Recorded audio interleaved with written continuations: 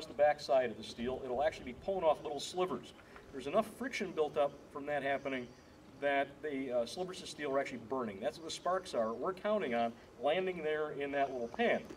That should explode, of course, should send some flames through the small hole in the side of the barrel into the breech to find the main charge of powder you poured down from this end.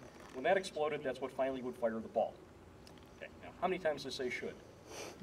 There's plenty of things to go wrong here. The biggest problem remains that until well after flintlocks are gone, everybody is still using black powder.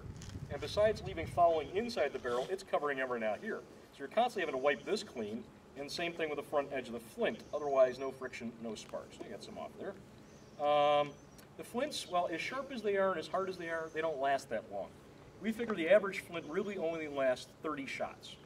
So imagine being out on a battlefield and you're getting to shot 31. Right? Everybody else is still shooting, you're going back in your pouch for what they would have called in those days a turnkey, a screwdriver that is. Loosen this thing up, throw the old flint, look around for a new one, put it in. The whole time, you know, people shooting at you. If you weren't frightened to start with, you know, now you got to do this. If it's windy, I like to say that as the wind goes up, the chances go down. Because especially a cross breeze is going to blow away the sparks and never make it to the pan. Rainy days.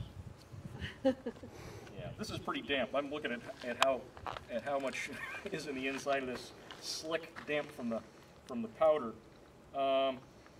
If this opens up when you're trying to shoot it and a big drop falls right in the middle, it's not going off. So because of things like wind and rain and snow and sleet, nobody really plans on fighting in the wintertime. The end of October, camp out, wait for next spring. It's just really not worth the effort. Now, to go ahead and load this, do you all notice the powder horn I've got on?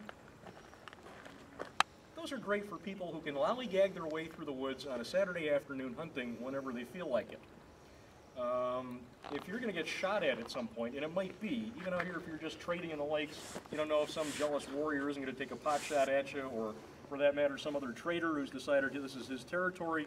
You got to be able to respond in the same fashion the military would, and to that end, you're using prepared ammunition. This is what they'd be using in those days. This is a paper tube that would hold the ball on the bottom and the gunpowder on top of it, just enough to fire once. Powder horns, you know, you're taking out the stopper, you're pouring in a little measure, you pour in the pan, you put the stopper back in, you get another powder horn out, because if you're taking your time, you know, you can always use two different grades, fine in here, heavy down the barrel. Meanwhile, this is all one. All I got to do, light off the top. I pour a little powder in the pan, just enough to bring it level. Close the cover over, held by the spring, of course, so I don't have to worry about losing that, and now I can pour the rest of this down the barrel. The ball is meant to stay stuck in the paper, which is a great idea, because if it's loose in here, doesn't fit that tightly, you come up to shoot, you're embarrassed when it rolls back out. Now, you might still be embarrassed the way it is, because if I shot it in this fashion, it would go out the end 5 or 6 feet. We need it down on top of the powder, hence the need for a rammer.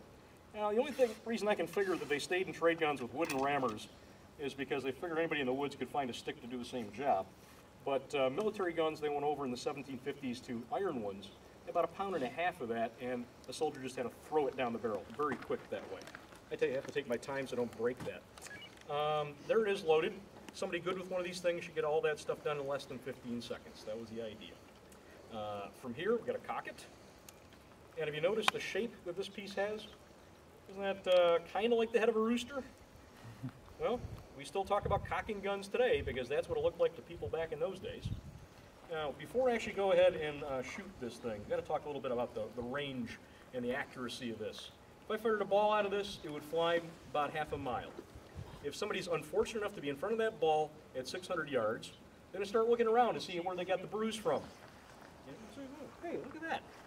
Somebody 400 yards away, it would penetrate, and if it hits in the right spot, they could be dead. On the other hand, it might go in the thigh or something thick where the surgeon comes along and pulls it back out of them. Somebody 100 yards away, though, about where that barrel is between the castle and the tree, I kill them dead from here, no problem. Of course, I might also miss by 3 feet, and I don't know which one of those things is going to happen when I pull the trigger.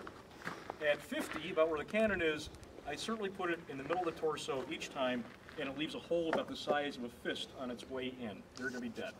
So that's what this could or could not do, as the case may be. I'm going to back over here a little bit. The wind isn't blowing too badly at the moment. I'm going to go this way. Going with the wind always better. And by the way, no actual bullet used in the course of today's demonstration, just in case you're wondering.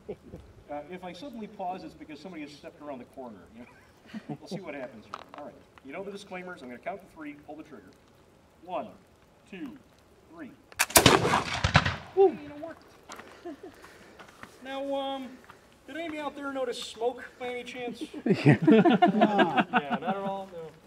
Well, it's pretty important in this. It has to be. I mean, that's how dirty the black powder is to start with. That's the size of the cloud you're getting from one gun.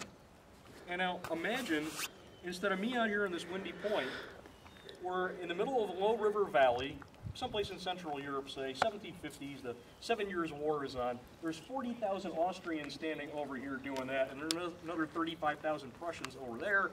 What do you see? Well, if you ever wondered why they were dressed in bright-colored uniforms, there it is. Generals don't have radios in those days. They have to see it all happen right in front of them to control it. So put them in bright-colored uniforms, there's a solution. You know exactly what was happening because you put them in colors that contrasted with the background. Now, in my case, this is pretty well camouflaged, right? But do you think that like 40,000 of me dressed like this are going to really be able to sneak up to 50 yards? You know, this is not going to happen.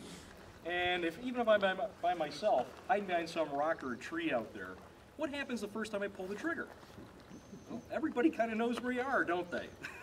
Well, and quite frankly, at 50 yards, if I have missed, my next move is not reloading. My next move is running, because they can cover the 50 yards before I can get this thing possibly loaded again. So that's how it is that everything works the way it does in those days with flintlock guns. If you got a question, I get to try to answer it.